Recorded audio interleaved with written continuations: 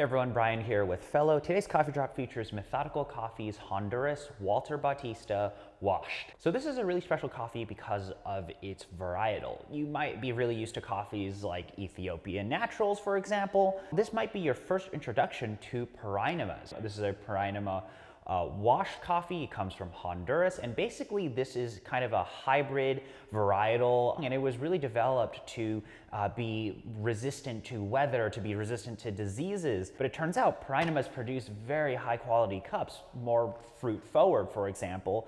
And that's really interesting to me, at least, where you wouldn't really expect a coffee that is developed to be basically resistant to everything to produce really great results. And that's really what these Parainemas are. And these coffees have won Cup of Excellence awards. So what Methodical has done is they've taken these amazing Parainemas and they have roasted it. And what we have here is a coffee that is more grapefruit forward. So if you're more into, say, like citrusy, tart styles of coffee, I think this is going to be a perfect fit for you. But this is not too crazy on the tart end, where you're still going to get a little bit of honey sweetness towards the end. So that will really take the edge off of kind of that initial grapefruit tartness that you have. But I'm going to go ahead and show you all how to brew using a Stagg X dripper. And as always, if you have any questions regarding fellow drops or equipment or brewing techniques, anything like that, let us know. We're here to help. All right, so let me show you how to brew. I'm going to be using a Stagg X dripper. I used an Ode to grind the coffee. I'm just using one setting below 2, so still a fairly fine grind, at least for a dripper like the Stagg X,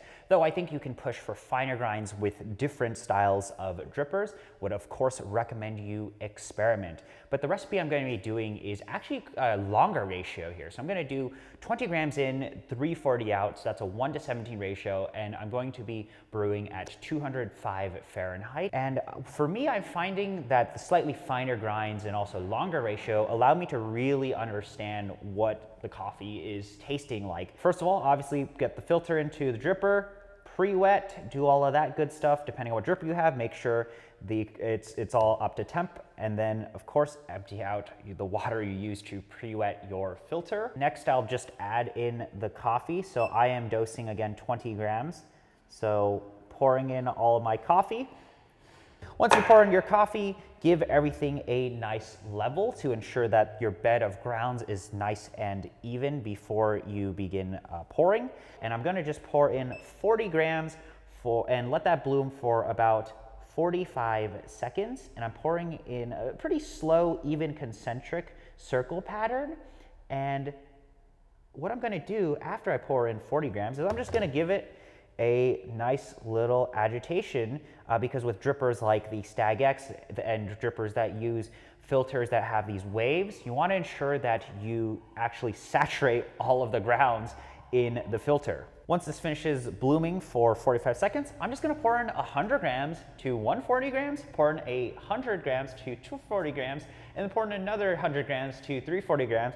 And at the very end at 340, I'm just going to give it a slight swirl to level out all of the grounds. So here we go, 45 seconds. I'm just going to pour in 100 grams now to 140. And I'm going in and out, doing even concentric circles. And if you're using a dripper, a flat bottom dripper like the Stagg X, you don't actually have to be that perfect. And there we go, 140. And once all of this drains down, I'm just gonna pour in another 100 grams to 240 and repeat that for the final pour. Gonna pour up to 240 now. Once this 100 grams drains through, all we have to do is pour in another 100 grams, and then we'll hit 340 grams, give it a final little bit of a swirl, and we'll be good to go. Adding in my final 100 grams, pouring from 240 to 340, going again in these even concentric circles from inside to out. Once this strains through, I'm just going to give a quick debrief on the flavor wheel and flavor wall behind me to show you where this coffee actually lands. All right, so my brew is done, and I did push fairly finer grinds here, but I wanted to use a finer grind and longer ratio just to understand what the coffee tastes like. Do a pretty straightforward recipe there.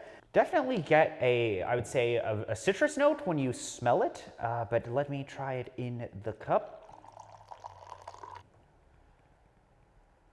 So what's really interesting with this coffee is that when you initially sip it, when it's hot, you get a very tart presentation, I would say, of a citrus note. The specific citrus note, I would say, is definitely a grapefruit note. What is quite interesting with this is after that grapefruit note is presented to you, the flavor seemingly transitions to this more comforting, sweet, I would say maybe honey sweetness. And that's quite interesting because you would not expect a coffee like this, a coffee that is tart at the beginning, to become sweet. And that's kind of been my experience here, where it finishes fairly sweet. I personally really like more citrusy coffees anyway, but generally speaking, I haven't had a citrusy coffee like this or a grapefruit coffee end in such a comforting sweetness. And that is really unique. As the coffee cools down, this grapefruit note seemingly becomes more and more apparent. Generally speaking, more acidic notes come out as coffee cools down.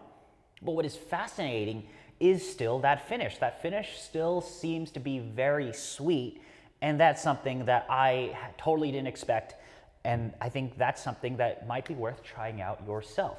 Now, let me kind of debrief what this coffee tastes like on the flavor wheel as well as the flavor wall. Well, really, the flavor wheel is the flavor wall, but on a wheel. See here, we have a fruity note section, and I would say most people will be able to taste this first level, which is fruity. If you're good at tasting, you're gonna be able to taste those second and third levels down. Where this coffee lands is definitely in that citrus section. And then if you wanna be very specific, I would say grapefruit is really where that first part, when you sip the coffee, that's really where you're getting. You're getting fruity, then into citrus, then into grapefruit.